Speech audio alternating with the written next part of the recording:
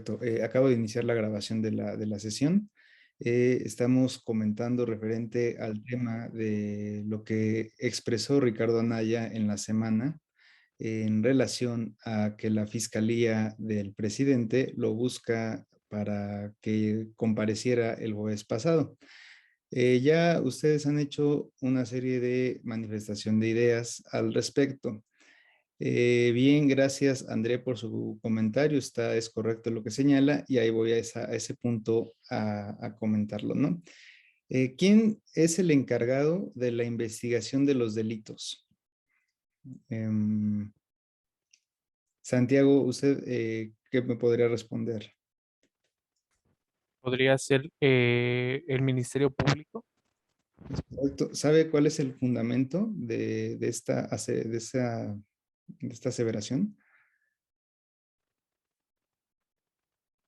¿Fundamento legal? No, maestro. ¿No? No, maestro. Bien, no se preocupe. El fundamento legal de la respuesta a quien investiga delitos la van a encontrar en el artículo 21 constitucional, ¿no? Es una facultad exclusiva del Ministerio Público llevar a cabo la investigación de delitos, quien puede apoyarse por policías para el esclarecimiento de los hechos. De hecho, hay algo que ustedes verán en sus clases de procesal penal de que se les llama la trilogía de la investigación, que es Ministerio Público, Policías de Investigación y Peritos, ¿no? Son básicamente ellos tres quienes se encargan de llevar a cabo la investigación. A lo que voy, el tema resulta ser un tanto, y obviamente se ve la cuestión política, qué es lo que le están dando ese tinte.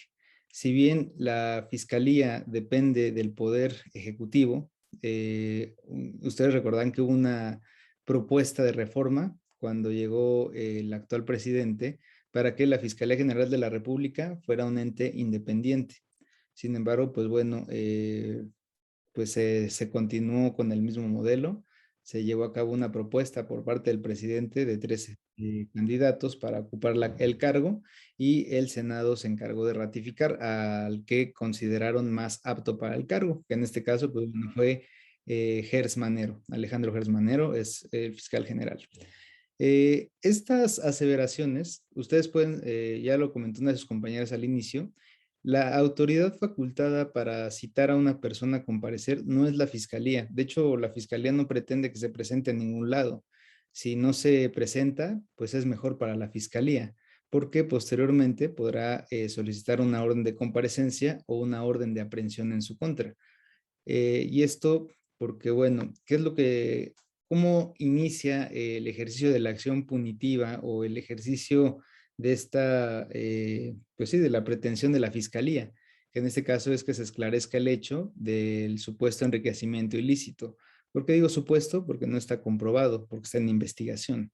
Ya hasta que exista una sentencia, ya podremos hablar de un enriquecimiento ilícito o de algún delito como tal, ¿no? Entonces, las formas para conducir al imputado al proceso es a través del citatorio, de la orden de comparecencia y de la orden de aprehensión. El citatorio es una forma que requiere, así como está ahorita, el Ministerio Público inicia su carpeta de investigación por una noticia criminal. En este caso, tenemos entendido que son unas declaraciones que hizo Emilio Lozoya, el exdirector de Pemex, durante el sexenio de Peña Nieto.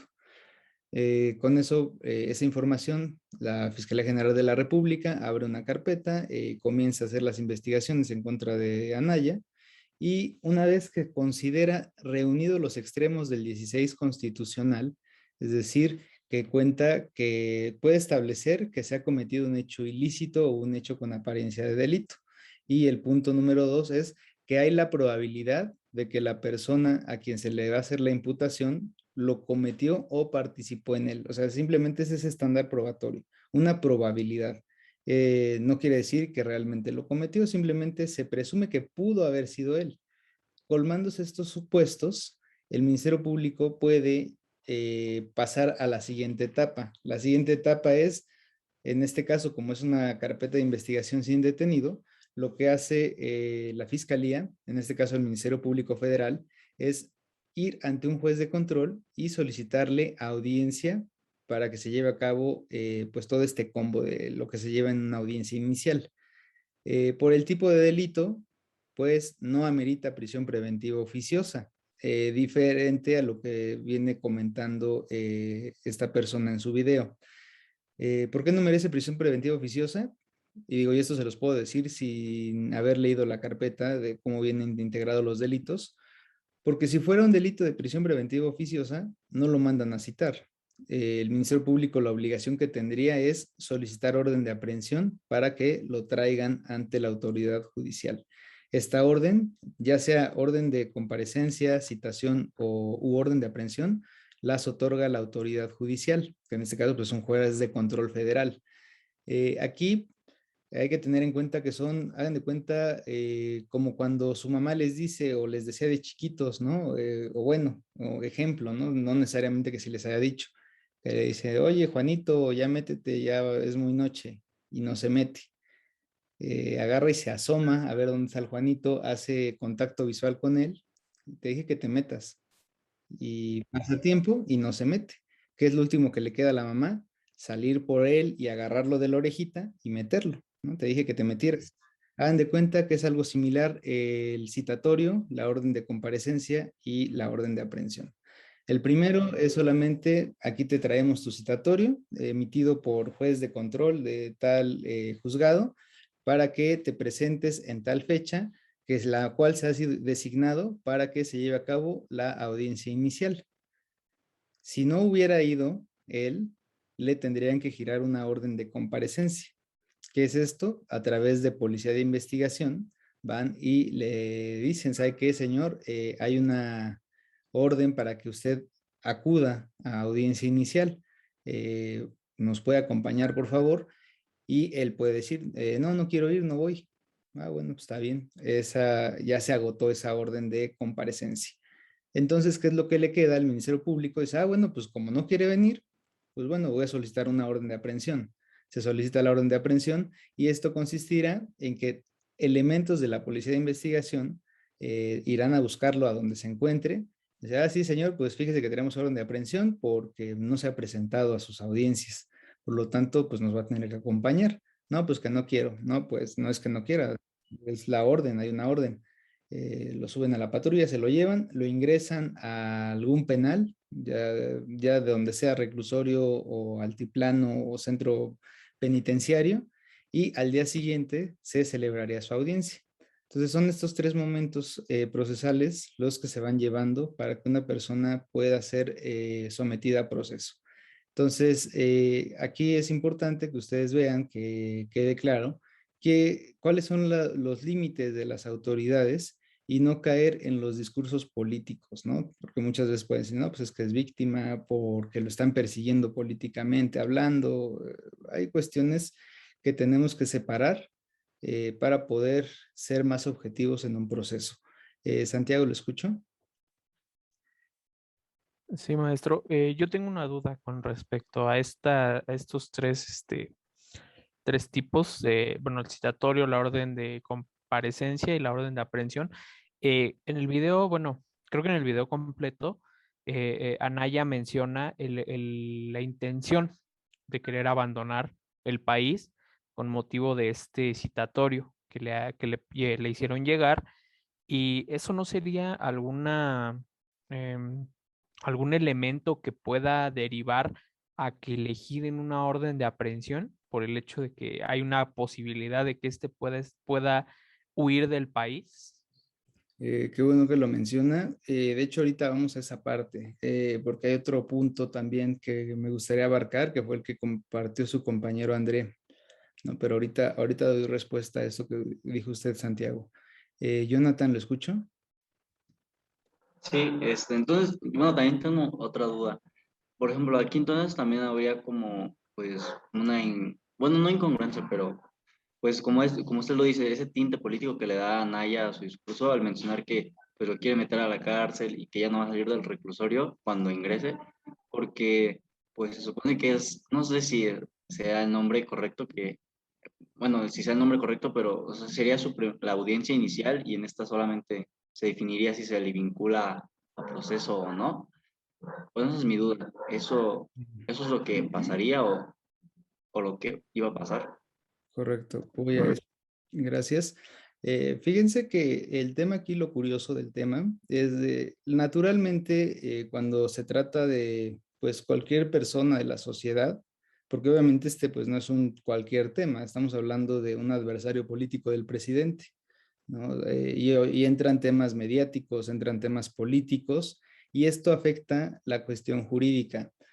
Si un hijo de vecina es citado a comparecer por algún delito, el que sea, la audiencia inicial no se difiere por ningún motivo. O sea, la audiencia ya está señalada para tal día y si llega el imputado y le dice, ya saben que está la sala de audiencias, está el juez de control, Ministerio Público y la defensa y su imputado.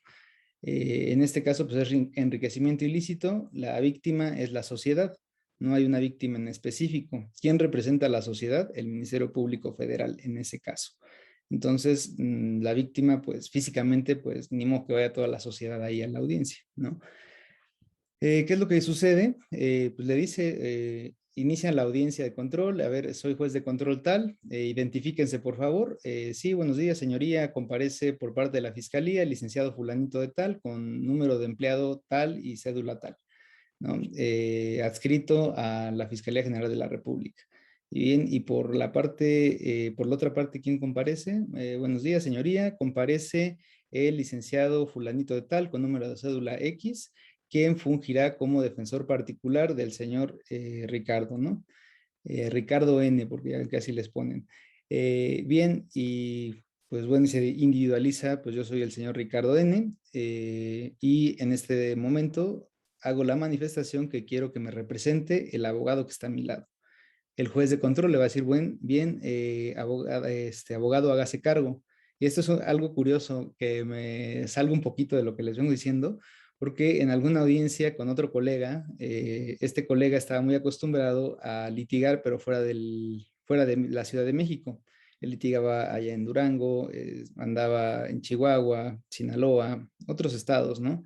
Pero cabe hacer la precisión que en cada estado pues tenemos criterios diversos y los jueces son diferentes. Entonces le dice hágase cargo. El momento que le dice a mi compañero hágase cargo después de que lo nombran, empieza a hacer sus peticiones y yo me quedé así, hasta le di codazo, ¿no? Le dije, no, pues es que pues no son para hacer peticiones. Y el juez le dice, no, a ver, abogado, no me está entendiendo, le estoy solicitando que se haga cargo para continuar con la secuela procesal. Entonces ya le digo en voz bajita, digo, protesta el cargo. Dice, sí, señoría, en este acto acepto y protesto el cargo conferido.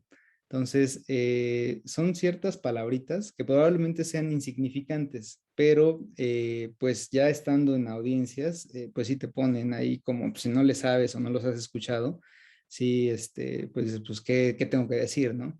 Entonces, regresando al tema de Anaya, ¿no?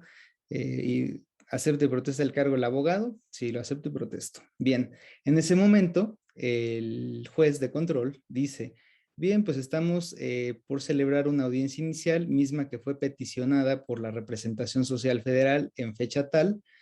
Por lo tanto, les pregunto a las partes si estamos en condiciones de que se celebre esta audiencia. Por lo regular siempre preguntan eso los jueces. Hagan de cuenta que ahí se inicia o se abre un tipo de incidente previo a llevar la audiencia. La fiscalía puede decir, sí, su señoría, estamos en condiciones, o puede decir, no, señoría, no está completa o sea, no vino el imputado, en caso que no se haya presentado, etc., ¿no? Entonces, en este caso, en este supuesto de Anaya, lo más probable es que haya dicho el abogado, señoría, quiero hacerle de su conocimiento que no se me dio acceso a la carpeta de investigación, derivado que son no sé cuántos tomos sean de la carpeta. Solicito que se me otorgue un tiempo razonable para imponerme de las constancias y poder llevar a cabo pues la audiencia respectiva. Regularmente, ¿qué es lo que contestan los jueces? Dicen, bien, fiscalía, y la fiscalía, sí, en efecto, se le acaba de dar acceso al imputado y a su defensa. Le preguntan de nuevo a la defensa, ¿cuánto es el tiempo que requiere para imponerse de las actuaciones? Y en cuestiones normalmente se le dice, pues requiero 1 hora, requiero 2 horas, requiero 30 minutos. y el juez pues dice, bueno, está bien, tiene una hora, impóngase de actuaciones y decreta un receso. Decreta el receso y pues ya posteriormente, pasado el tiempo, regresan de nuevo a audiencia. Digo, aquí en este caso, lo más probable es que hayan dicho, pues son muchísimos tomos, sería imposible imponerme de autos ahorita y solicito tan un día o 24 horas o 72 horas y que el juez haya dicho, pues este juzgador no tiene espacio en su agenda, por lo tanto sería hasta el mes de octubre para celebrar la audiencia inicial. Probablemente es lo que pasó. Ahora, por lo que comentaba su compañero Santiago, el tema de que Anaya dijo que se iba a ir, ese es un desacierto muy grande de él, de sus asesores políticos, probablemente tiene su equipo de abogados y es algo que nunca tuvo que haber dicho. Porque eso, yo como fiscalía, lo puedo utilizar en la audiencia inicial.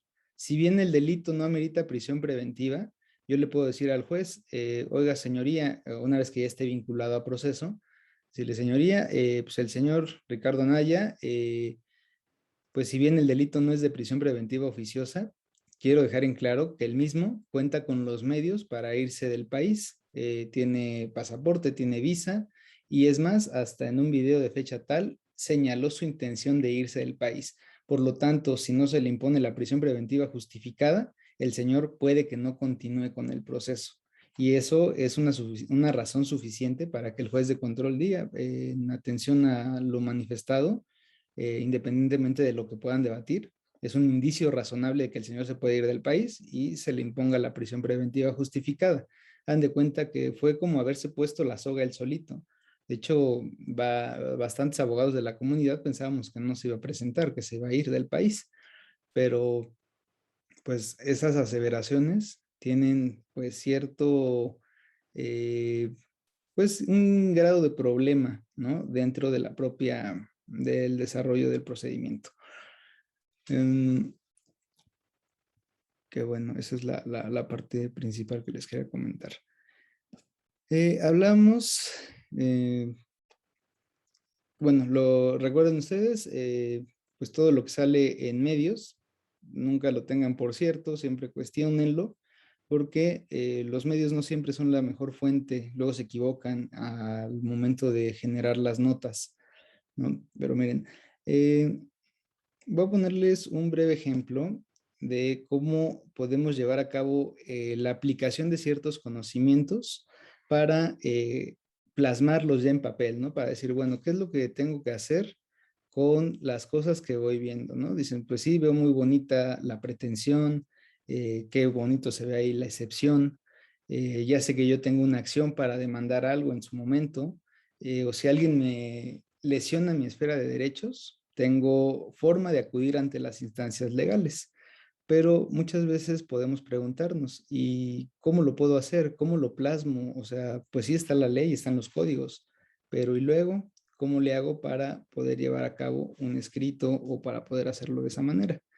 ¿No? Para tal efecto, eh, me va a permitir ponerles un breve ejemplo de cómo podemos elaborar una denuncia y posteriormente continuar con los temas de la materia, que es un breve repaso de lo de la acción. Primeramente, pues bueno, ya el formato de estilo de cada quien es libre, ¿no? Cada quien puede hacerlo en el letra que a ustedes les guste. Pues ya ven ustedes aquí, pues tenemos pues todos estos tipos de letra, pues ya es al que ustedes más se acomoden, ¿no? Iniciar una denuncia, pues obviamente en el rubro, que esta es la parte de hasta arriba, el rubro, se le coloca lo que estamos pidiendo, que es pues una denuncia de hechos. ¿Y ante quién la vamos a dirigir?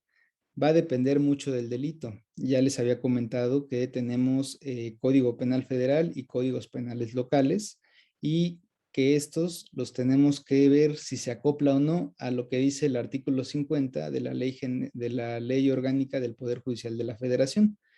Si no se acopla a lo que se establece ahí, pues bueno, será un delito del orden local, ¿no? Eh, Aquí, bueno, esta es una denuncia por una cuestión del orden sexual. ¿Qué es lo que pasa?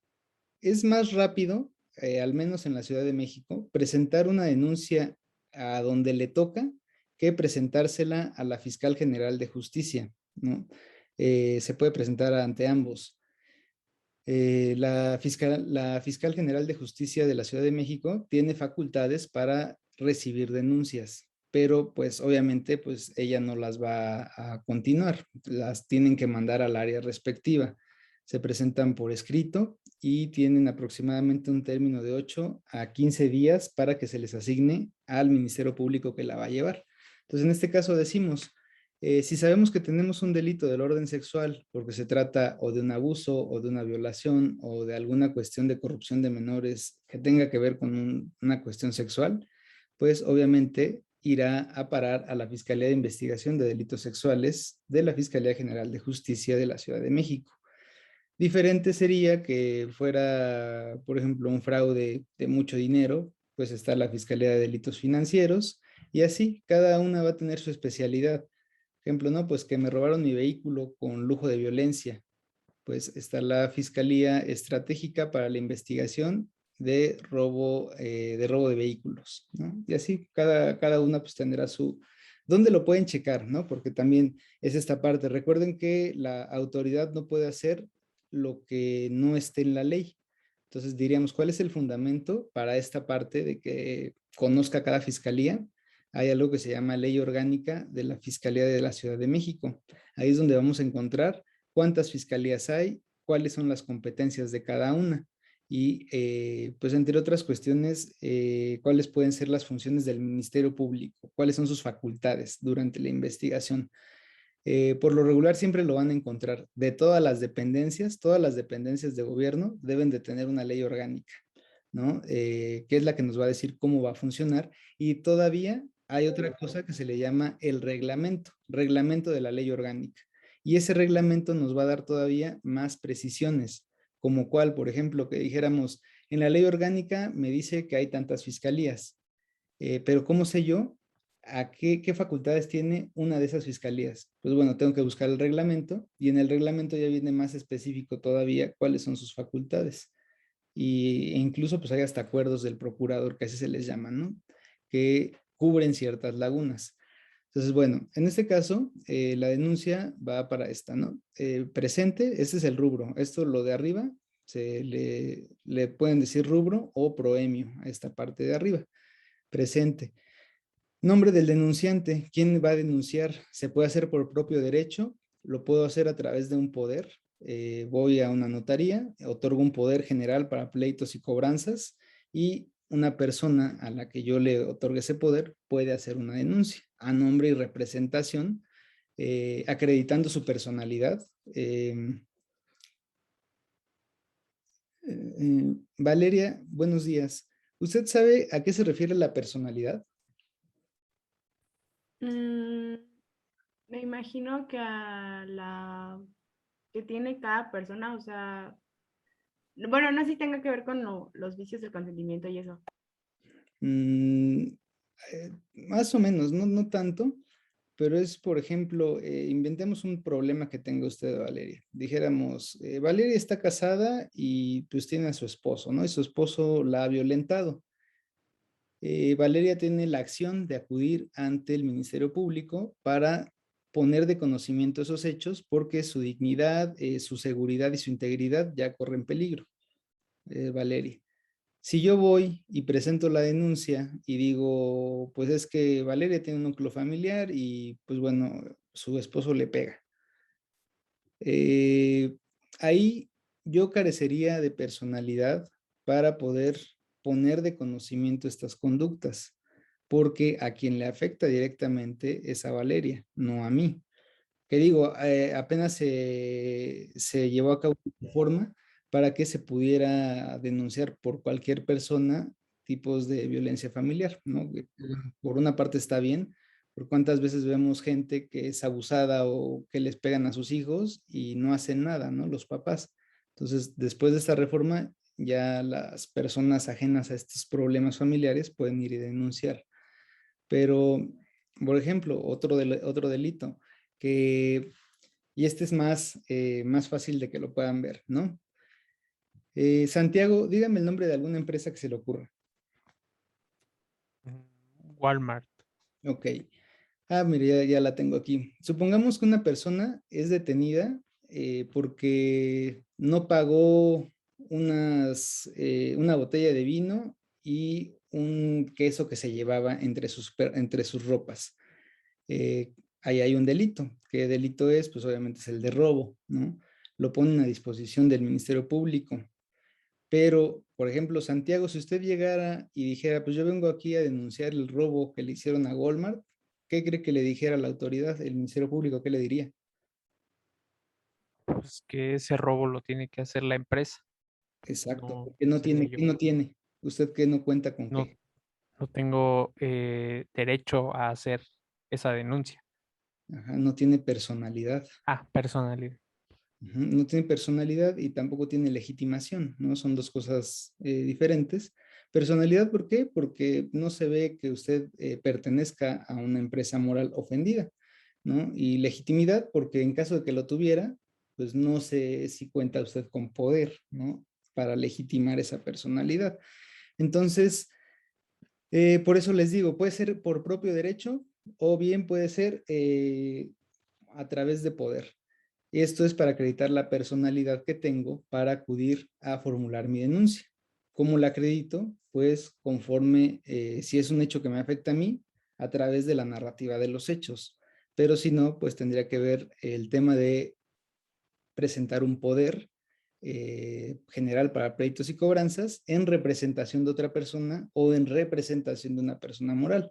Entonces, para que, por ejemplo, en el tema del Walmart, que le roban, una persona le robó para ir a denunciar, va a ir un apoderado legal, ¿no? Con el poder de Walmart para pleitos y cobranzas y tendría que decir yo, fulanito de tal, en mi calidad de apoderado legal de la persona moral, Nueva Walmart de México SADCB, personalidad que acredito al tenor de la escritura, número de escritura, pasado ante la fe del notario tal, de fecha tal, ¿no? Y ya se viene lo demás. En este caso, como es de una persona, pues bueno, el nombre del denunciante, la denunciante, por propio derecho, con fundamento en lo dispuesto por los artículos 1, 8 y 20, fracción C de la Constitución Política de los Estados Unidos Mexicanos. Artículo 1, recuerden, tiene que ver con el principio pro persona. A todas las personas les asisten derechos reconocidos por la Constitución y en tratados, ¿no? Artículo 8, ¿qué es? El derecho de petición. Artículo 20, principios rectores del proceso penal. Fracción C, derechos de la víctima de la Constitución. Así como en el 108, 109, 110 y 218. 108, ¿qué se entiende por víctima? Del Código Nacional. 109, derechos de las víctimas. 110, derecho a contar con un asesor jurídico. Y 218, me parece que tiene que ver con cómo se debe de llevar una investigación, que debe ser diligente, libre de estereotipos, imparcial, bueno, de la ley del Código Nacional.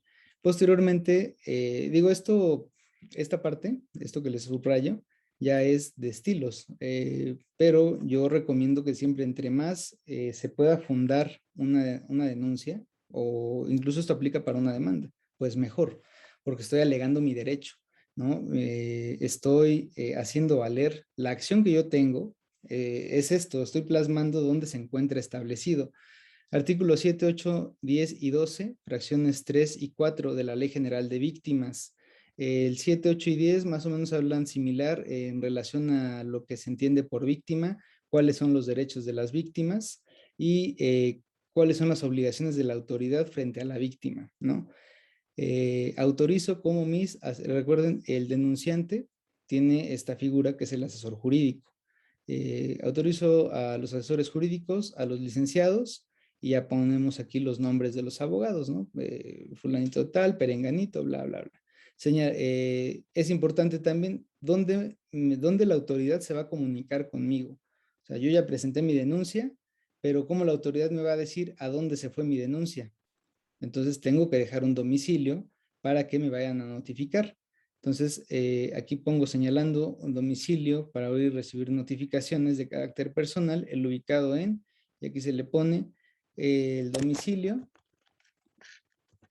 por ejemplo, puede ser del despacho de los abogados, que es el que se recomienda. Yo no recomiendo tanto que se ponga el domicilio personal del denunciante, ¿no? Por cuestiones que posteriormente comentaremos, ¿no? Y actualmente es muy importante proporcionar un correo electrónico, ¿no? Por los temas de pandemia, más que nada, se proporciona correo electrónico y teléfono, ¿no? Para que esté bien localizada la víctima o el denunciante. Posteriormente, pues bueno, viene otro más del fundamento. Esto que pueden ver ustedes en pantalla es lo que malamente les dicen machotes, ¿no? Machote, ¿qué nos puede hacer referencia a que sea un machote, Yunuen? ¿Ha escuchado ese término de machote? No, no había escuchado ese término. Bien. David, ¿usted ha escuchado el término de machote? No, profe, no lo he escuchado. Bien, gracias. Rodríguez Cruz, ¿la escucho? Ah, sí, profe, que bueno, yo he escuchado que es como el formato de una demanda. Ujú, correcto, gracias. Jackie, ¿la escucho? Sí, se supone que eso es el documento como en el cual se basan, ¿no? Para, sí, es un formato en el cual pueden como llenar a su antojo cualquier persona. Bueno, obviamente siguiendo los, como, eh, o sea, un formato, vaya, eso, una base, un documento base, un Bien. ejemplo. Sí, bien, muchas gracias, Jackie. Ana Karen, ¿la escucho? Pues sí, es un formato, un documento que ya se llena con los datos de una persona en particular, pero es muy general. Muy bien, gracias. Y por último, Sánchez Orihuela. Mm, Según el machote, como ya dije a mis compañeras, es un formato, pero está mal porque, bueno, yo siento que debe de ser cada cosa debe de ser más personalizada porque el machote da muchas generalidades, pero no llega a ser tan detallado. Perfecto, Jacqueline. Gracias. Efectivamente, digo, esto es para que ustedes lo vean. El machote, ¿para qué nos sirve? Nos sirve para cuando vamos iniciando, dar una referencia, ¿no? De qué es lo que debe de llevar. Pero como bien lo señala su compañera Mariana Jacqueline, no es tan conveniente hacerlos. O sea que, por ejemplo, y eso se los adelanto, a mí me molesta muchísimo cuando llegan algunos alumnos y me dicen, oiga, profesor, ¿no tendrá un machote de X cosa? Digo, pues discúlpame, pero pues yo no trabajo con los machotes, o sea, se va trabajando conforme pues uno va redactando y ahí van saliendo las cosas. Probablemente de machote te refieres a cuáles son los fundamentos legales, pero ya para trabajar siempre con los machotes no lo recomiendo porque así trabaja la fiscalía a través de machotes. ¿Y qué les pasa? Que, por ejemplo, cuando formulan acusación en la para iniciar etapa intermedia, los nombres de las partes no corresponden y corresponden a otra persona, porque se equivocaron, porque se les olvidó cambiar el nombre, porque se les olvidó borrar los hechos, y eso se va así, y pues obviamente como abogados pues se ve mal. Entonces, la recomendación es no usen machotes y en caso de que los usen, lean bien 2 veces antes de presentar lo que hicieron para evitar que se puedan equivocar. Entonces, bueno, decía, está aquí denunciante, posteriormente, ¿con qué fundamento apoyo mi petición o mi pretensión? ¿No? ¿Cuál será mi pretensión? Iniciar un proceso legal en contra de una persona por la posible comisión de un hecho ilícito. Entonces, bueno, otra vez el primero, 14, 16, son primordiales para el tema penal, 20 apartado C de la Constitución Política, así como el 1, el 17, el 1, bueno, no se los voy a dar cada uno porque nos vamos a tardar mucho, pero bueno, todos estos artículos tienen que ver con la representación técnica adecuada, derechos de la víctima, actuación del asesor, obligaciones del Ministerio Público, cómo se debe de llevar a cabo una investigación, actos de investigación propuestas por las partes y los principios que deben de regir al momento de que se inicia la denuncia, ¿no? Entonces, y demás relativos y aplicables del Código Nacional, ocurro ante esta fiscalía para formular denuncia y o querella. Aquí pues obviamente va a depender mucho del tipo de delito que voy a denunciar. Por ejemplo, si es un delito de abuso sexual, pues vengo a formular mi querella. Si es un delito de violación, vengo a formular denuncia, ¿no? Entonces, aquí es donde vamos a tener que hacer esa diferencia, haciendo de su conocimiento conductas, posiblemente, ¿por qué son posiblemente? Porque existe lo que se llama el derecho de presunción de inocencia, que toda persona se presume inocente hasta que se le demuestre lo contrario. Entonces siempre vamos a escuchar estos términos: posible delito, el posible delincuente, el imputado, etc., ¿no? Que salvo su mejor opinión, ¿y esto por qué? Porque el único facultado para llevar a cabo la clasificación de un delito es el Ministerio Público. Los particulares no podemos decir, pues es fraude, porque al que le compete hacer la clasificación jurídica es al Ministerio Público. Cometidas en mi agravio y en contra de, y aquí va el nombre del imputado, ¿no? La persona que comete el delito, a quien quiero denunciar, Iván, y o quien resulte responsable. Lo anterior con relación a los siguientes, y ya vienen los hechos. Cuando estamos ante eventos más complejos, se pone un capítulo de antecedentes para que la autoridad pueda tener, pues, esa idea de qué es lo que trata nuestro asunto, ¿no? Por ejemplo, en el tema, no sé si ustedes han escuchado que a principios de año en un parque acuático, un parque de diversiones en el estado de Quintana Roo, se ahogó un menor de edad, ¿no? Y donde pues obviamente el papá familiar, el papá de la víctima ha denunciado a esta empresa que se dedica pues al ámbito turístico. Ahí la empresa obviamente llevó a cabo diversas acciones legales.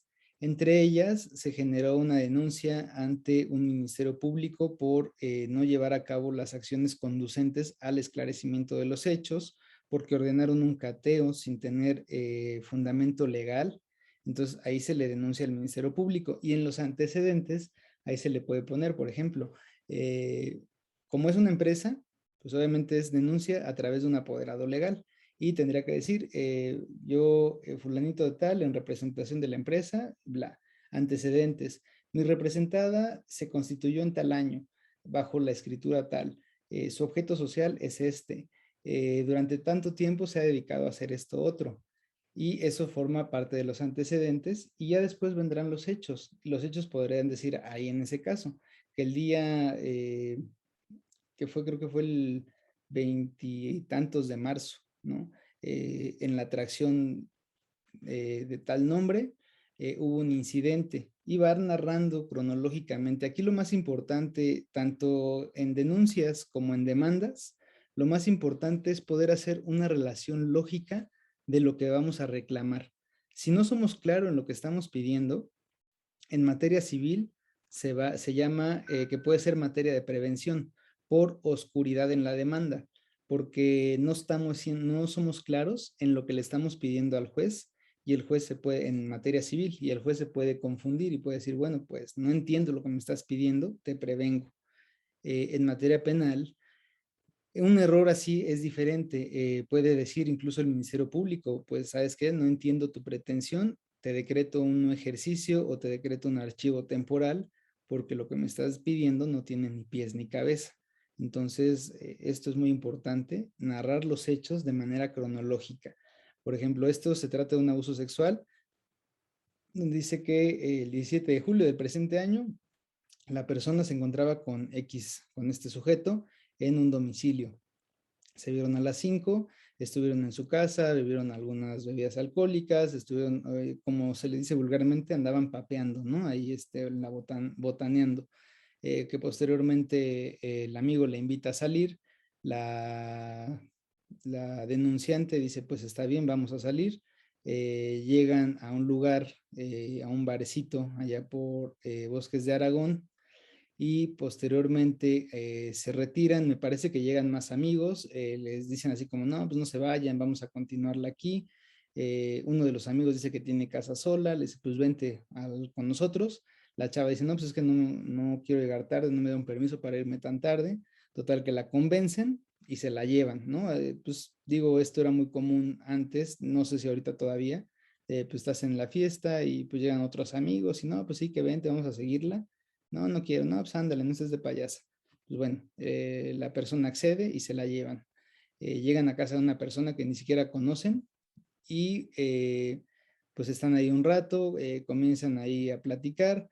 Uno de los amigos saca un churro de mota, se lo dan a probar, ella accede, se empieza a sentir mal, pierde un poco el conocimiento. Uno de sus amigos la lleva al cuarto para acostarla y que esté tranquila, y en ese momento entra una persona, uno de ellos, digo, se lo estoy diciendo más o menos así de rápido, ¿no? Dice dejar que me acostara un rato y que me despertara en una hora para irme a mi casa, por lo que acto seguido, este señor me llevó a la recámara donde se encontraba su primo. Esperé a que esta persona saliera del mismo para decirle a este sujeto que por favor no fuera a dejar que nadie se pasara conmigo, ya que yo le tenía confianza únicamente a él por ser mi amigo. Él me contesta lo que leen aquí, a lo que yo dije, pues otra vez, ¿no? Obvio que confío en ti, por eso te lo estoy pidiendo. Procedí a acostarme y este sujeto apaga la luz. En cuanto iba a cerrar la puerta, se metió a su recámara y se acuesta de mi lado. Este sujeto, el sujeto que se pasa al cuarto, le empieza a tocar el cabello, la cara, la espalda y la región de los glúteos. La denunciante se hace la dormida para que la dejara en paz porque se espantó mucho, ¿no? Que no le hiciera nada. Él le dice, pues estamos solitos, no seas así, dame un besito, no te hagas la dormida. Entonces, pues ahí se da, pues de cierta forma, un hostigamiento, este abuso, pues se configura totalmente, ¿no? Total que bueno, pues ya se despierta, le despierta muy molesta, le dice al amigo, se hace ahí una pequeña discusión y ella termina yéndose, creo que en un Uber, algo así, más o menos manifiesta, ¿no? Entonces, como ustedes pueden ver, el relato es un relato secuencial de cómo van pasando las cosas, se van desglosando, ser concretos y breves en las premisas y las proposiciones que se van dando, ¿no? Llega el primo, al día siguiente le mandan mensajes de WhatsApp, tales, y pues bueno, dice qué es lo que pasó, ¿no? 19 de julio busqué en Facebook a estas personas, pero ya me habían bloqueado y otra persona le ayudó a localizarlas, ¿no? Hasta aquí termina parte del relato, ¿no? Por los hechos narrados es que procedo a presentar denuncia o querella toda vez que la conducta del señor Iván Mendoza ocasiona un daño a mi integridad y libertad sexual. ¿Qué es lo importante aquí también poner? Digo aquí porque fue una denuncia muy breve, de hecho pues yo no la llevo, pero aquí se le pone algo que se llama esto. Propuesta de actos de investigación. ¿En qué consiste? Por ejemplo, y esto es para que el Ministerio Público pueda tener una idea de qué es lo que tiene que hacer. Entonces, principalmente para estos eventos, se le pone, por ejemplo, se gire oficio a Policía de Investigación con la finalidad, bueno, se los voy a decir porque si lo escribo me tardo más. Se gire oficio a Policía de Investigación con la finalidad de que se constituya en el lugar de los hechos y revise si hay testigos o si hay cámaras que hayan grabado o a ver qué más indicios puede recabar.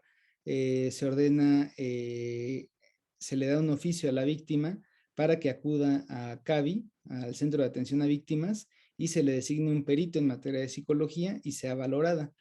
Si hay testigos, ustedes pueden ver ahí había algunos testigos, se solicita, se señale fecha y hora para presentar a estos testigos y asimismo pudiera ser el caso, se solicite dar intervención a juez federal en materia de telecomunicaciones para que se remita la sábana de llamadas o a dónde se conectó el teléfono de la víctima, a qué antena se conectó y establecer en dónde se encontraba, ¿no? Entonces todos estos... ¿cómo se dice? Todos estos actos de investigación van a ir encaminados a esclarecer el hecho, ¿no? Actos de investigación y pues ya por último estas leyendas, ¿no? Por lo antes expuesto y fundado, a usted, fiscal, atentamente pido, primero, tener por presentada y formulada mi denuncia o querella en contra de tal persona, así como proceder a la integración de la carpeta correspondiente. Segundo, tener por designado el domicilio para las notificaciones. Y tercero, se realicen todas las diligencias necesarias para el esclarecimiento de los hechos. Y en su momento, ejercitar acción penal por el delito o delitos que resulten. Hay una cosa que se me estaba pasando. Antes de los actos de investigación, depende depende del tipo de delito que vayamos a denunciar. Aquí en ocasiones se le pone esta parte. Legal o clasificación jurídica. Ustedes recordarán y tal vez se pregunten, dicen, oiga, profesor, pero pues usted me dijo hace un momento que el único que hace la clasificación legal o jurídica es el Ministerio Público. ¿Pero por qué la ponemos? Y de hecho se le pone así, no hay problema, posible clasificación legal. Y se pone así porque en ocasiones los delitos pueden ser, puede haber duda de qué delito es, ¿no? Más cuando son, por ejemplo, delitos entre falsedad y fraude procesal. ¿Cómo distinguimos uno de otro? Si yo quiero denunciar fraude procesal, pero el Ministerio Público puede decir que es falsedad de declaraciones, entonces para eso yo le trato aquí de darle una orientación al Ministerio Público. Y aquí sería, de ser posible clasificación legal, se considera que la presente conducta desplegada por el señor Iván Mendoza encuadra en el tipo penal contemplado en el artículo, por ejemplo, es el, no recuerdo si es el 176 o 177 de abuso sexual de la Ciudad de México, el Código Penal. Entonces ahí se le pone, por lo regular yo lo que hago es le copio un pedazo de lo que dice el artículo y narro por qué creo que puede encuadrar en esa conducta, posiblemente encuadra en esta. Pero digo, esto se lo ponemos cuando el delito es un tanto complejo. Por ejemplo, si dijéramos en el tema de la línea 12, ¿no? Del desplome que hubo en el metro, podríamos ponerle posible clasificación legal, encuadra dentro del tipo de homicidio doloso eventual.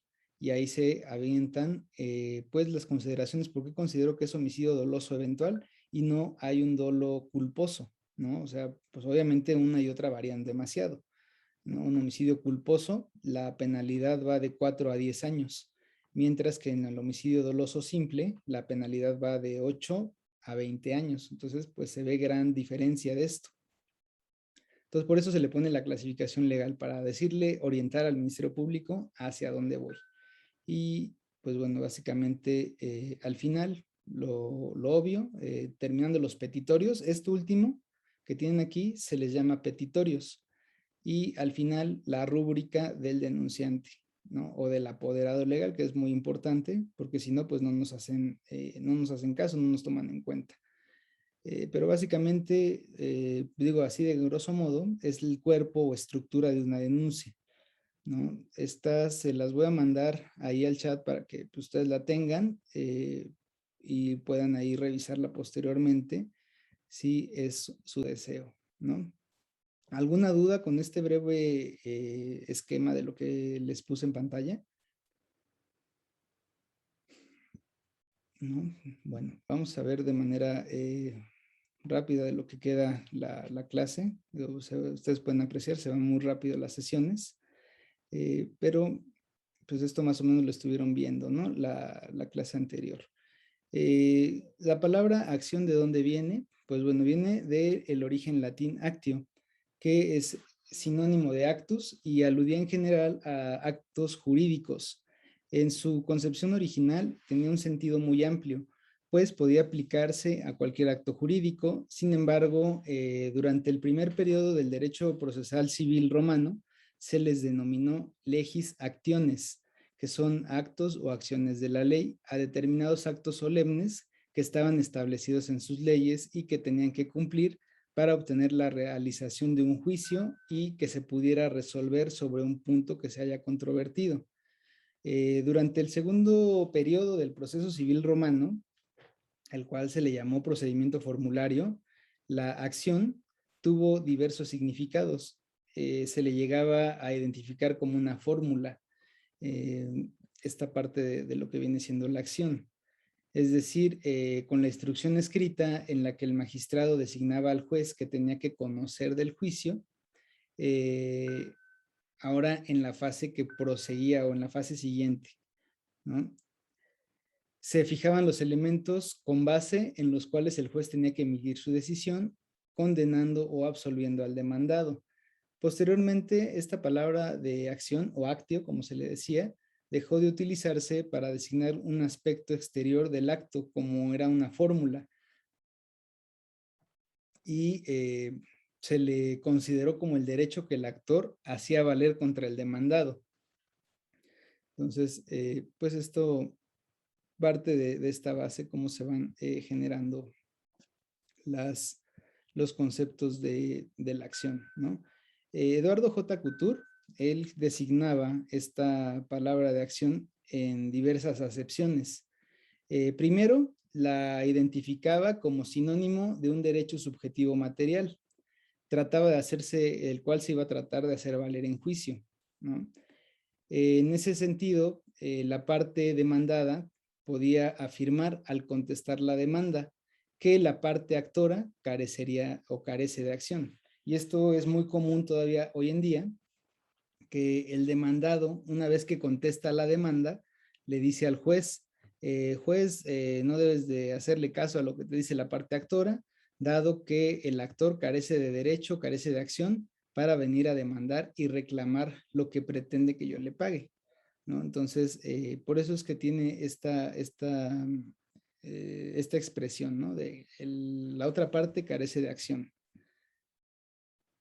Sí, Kaiser, hay un chat, ahí a ver si David me puede apoyar para meter a Kaiser o a quienes faltan, por favor. Gracias, David.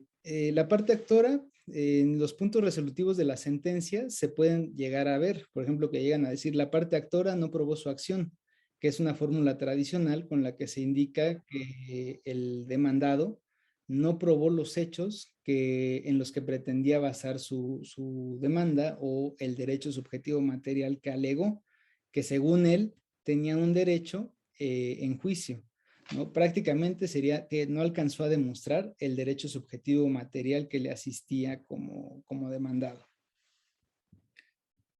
¿no? En segundo término, tenemos a la palabra acción, la cual se designa para una pretensión o una reclamación que la parte actora o acusadora formula en su demanda o bien en su acusación hablando de materia penal. La pretensión suele ser una reclamación concreta que la parte actora le hace a su contraparte, ¿no? A la parte demandada, en relación con un bien jurídico. Podríamos entenderlo como algo que pide, ¿no? El actor pide en su demanda algo, mientras que el órgano acusador, pues, acusa.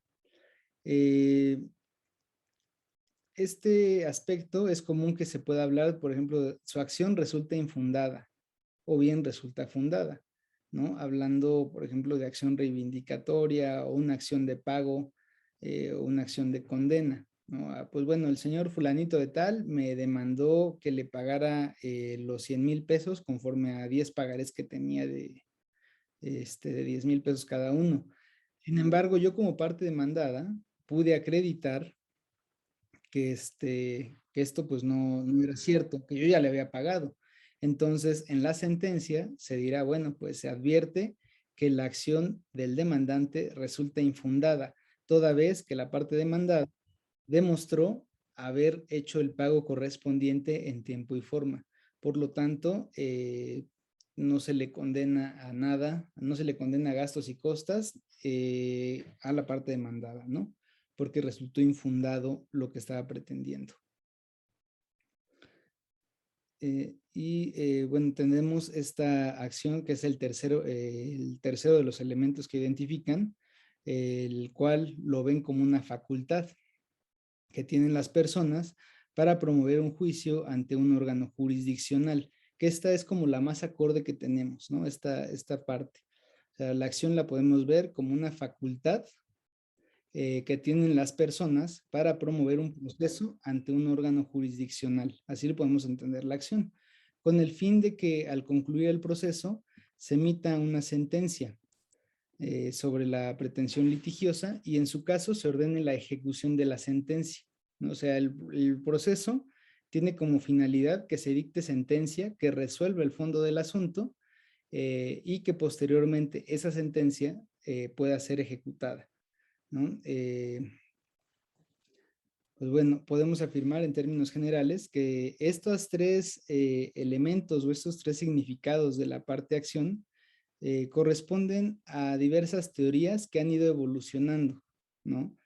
Pero bueno, pues ustedes tendrán que decantarse por alguna de ellas. Les digo, yo en lo personal soy de la idea de la que les acabo de comentar hace un momento, ¿no? Es una facultad que tienen las personas para acudir ante el órgano jurisdiccional y llevar un proceso para obtener una sentencia que pueda dirimir una controversia, ¿no? Principalmente, pues es ello.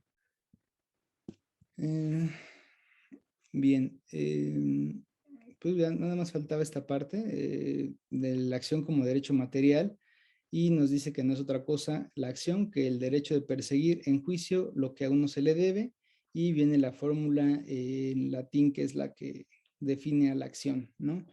La relación privada de la obligación, y que no hay acción sin derecho, no hay derecho sin acción, y la acción sigue la naturaleza del derecho propio.